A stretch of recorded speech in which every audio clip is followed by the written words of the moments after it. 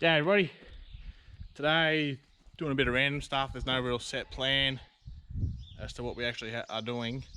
Yeah, sort of gonna make it up as we go along. I think we're gonna pack some wool into some wool pack, tidy up the wool shed a bit. Yeah, because it's been 5 days since they finished shearing, so we'll tidy all that up. Do a few other things. First thing I'm doing though is I'm going to replace the carby on Dad's air compressor on his work ute. Chucked a new fuel tank on it the other week because the other one had a heap of rust in it and was filling up water because leaking around the cap. Anyway, the carby was full of rust as well. I had to pull it apart and actually snapped off the 2 little prongs that hold the float, so I had to get another one. So hopefully this one will fit. The annoying thing is the one I got, or was sent, was broken. When it came in the mail, one of the little linkages was snapped, so I'm hoping I can pluck the old one off the old carby and put it onto the new one and see whether it'll work. If not, I'll have to send it back. So we'll pull this carby off and see what damage we can do.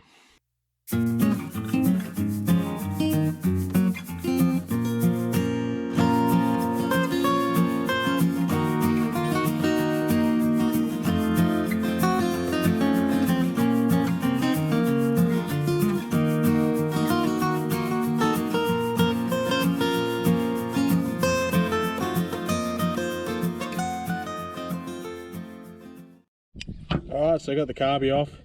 Here's the little linkage that I need to remove. I'm not sure how it'll come off, if it will at all. I'll give it a crack. But yeah, this is the one that's broken on the new one, so see how I can go getting it off. Alright, managed to swap that lever over. Had to pull the butterfly wing out of the carby and pull the whole shaft out, which wasn't a big drama, but yeah, it's a little bit annoying that it was broken. So yeah, this is ready to reassemble and hopefully it'll work. Alright, just finished putting the carby back together. Dad just chucked some fuel in it, so see if it starts up and whether it runs or not.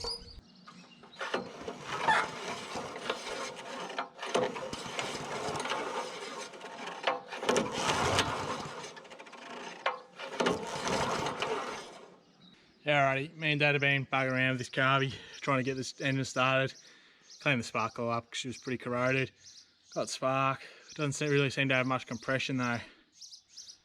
So I think Dad's gonna take I'll take the air compressor into work during the week, and because he's on holidays after, he's just gonna let someone at work have a tinker around with it.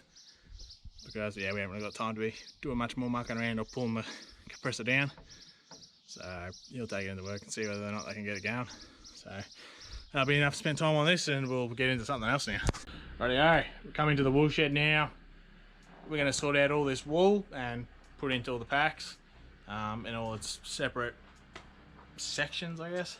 And yeah, we'll write down on the packs what it all is, and we'll probably stencil it as well, I think. And I'll get Dad to explain what we're doing when we do that. Yeah, but as you can see, it's quite a bit. So all this has got to be put into packs. Everything behind me, everything over there. Up there is some of the ram's wool and a couple of the 2 pet sheep that Mum's got. All the pieces, which I think is these bits here, those bits there. That's all going to be packed as well. The bellies, stained bellies and stained pieces. I think that's the wool with dermatitis there. I'm not sure what this wool is here. That might have been, yeah, there might have been dermatitis in it too, I think, or wool rot, whatever Dad was calling it. So we're going to pack all that. I'm buggered just thinking about doing it, but we'll work up a sweat and get it done, hopefully. So back in a minute when Dad comes back. He's just gone out to grab the little step ladder so we can jump in the packs.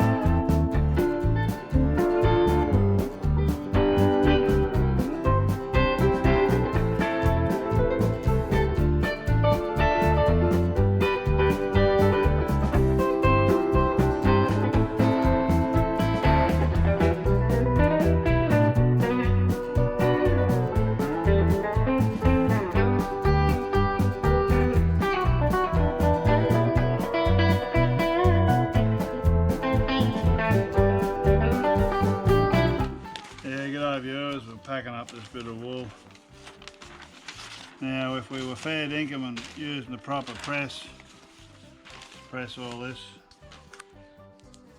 because we're putting a couple of different types of wool in one bale, you put newspaper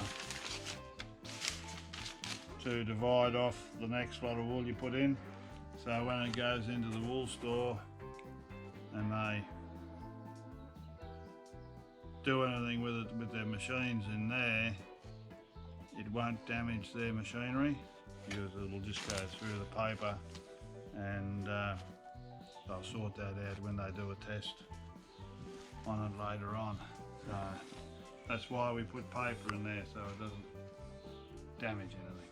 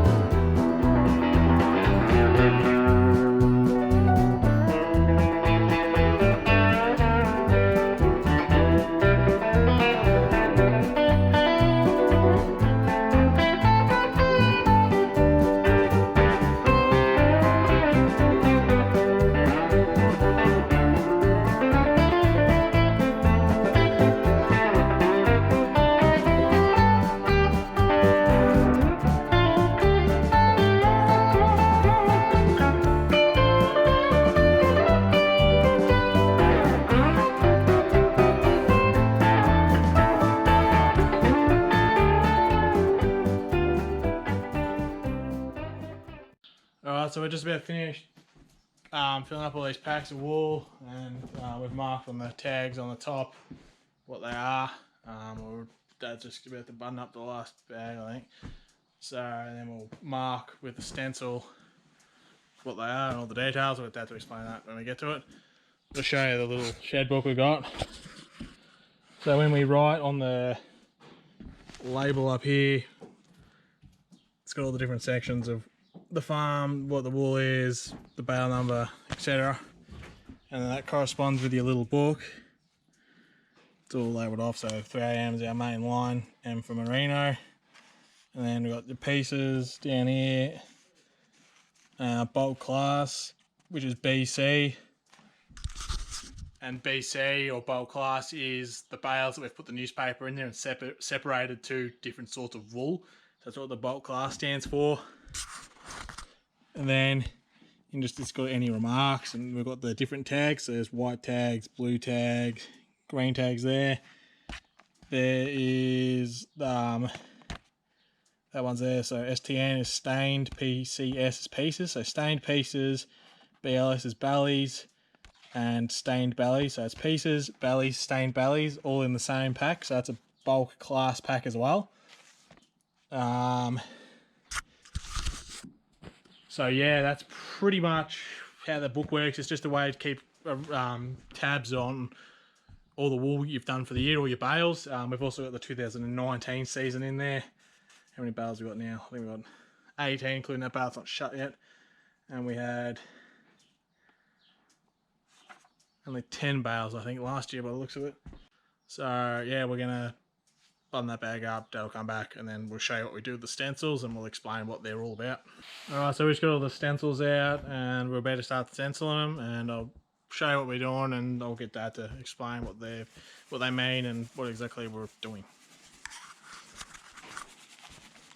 Yeah, viewers, we're, like Cam said, we're stenciling the bales. Now each farm has a name, pretty much, and ours happens to be Medina Plains. So you put that on, so when it goes into the wool store with all your paperwork, the workers in there know that where it comes from, and they stack it accordingly. Brand spanker. never been used. First time in a long time, because I haven't been doing much. So you put that on there.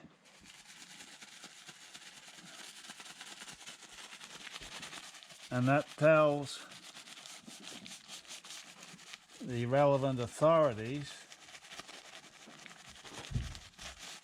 that it's being classed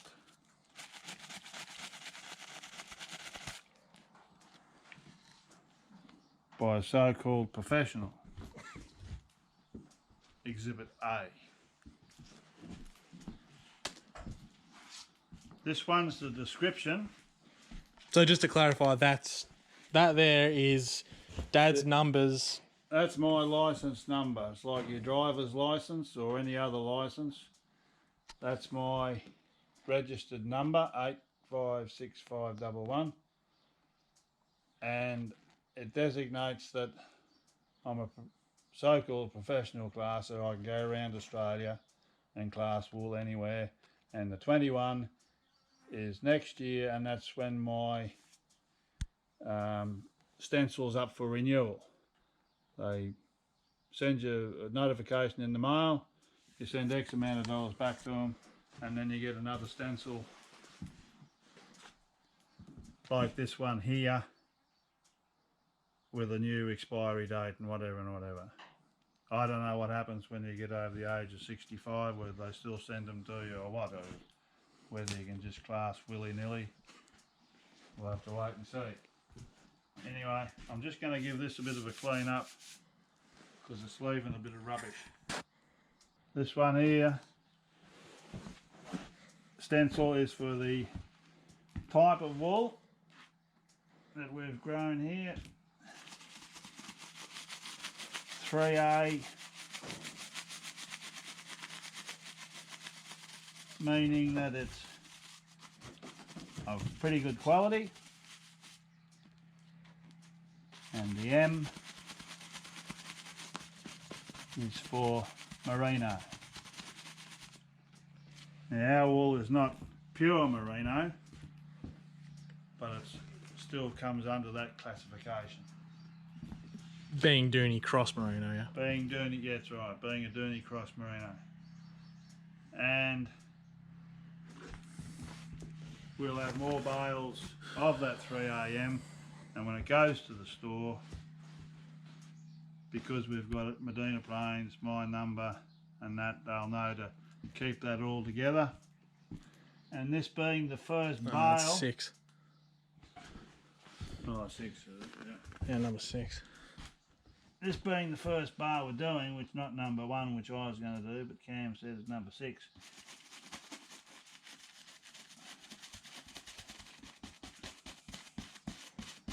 They'll know when that goes to the store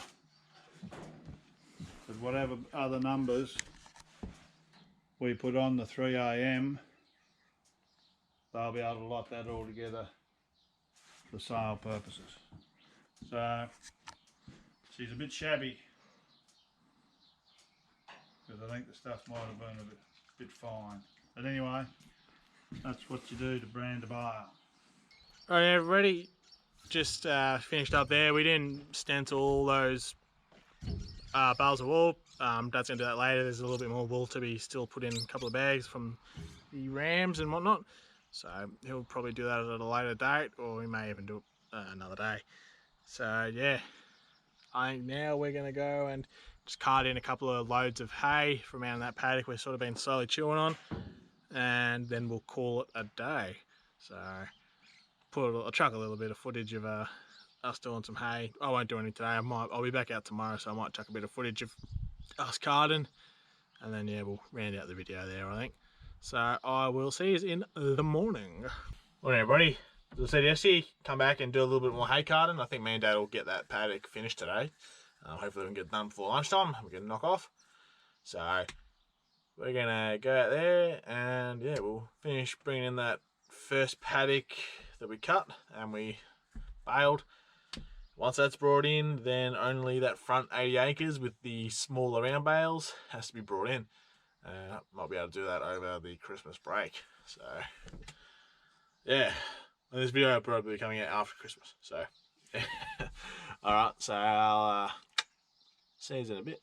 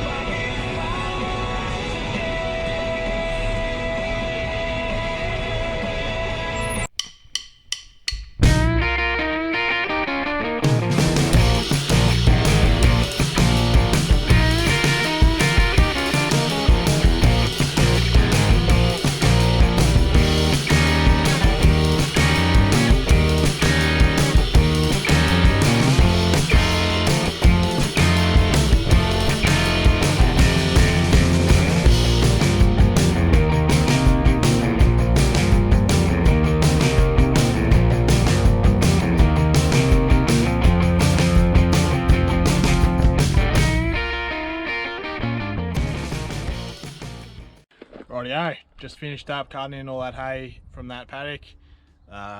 We dumped a couple of those blown out bales over to the cows, just to give them a bit of feed. So yeah, now that paddock's done, just got to worry about that front one. And that'll be all the hay carted and that'll be done dusted, which will be a good thing. So yeah, thank you all for watching. See you in the next one.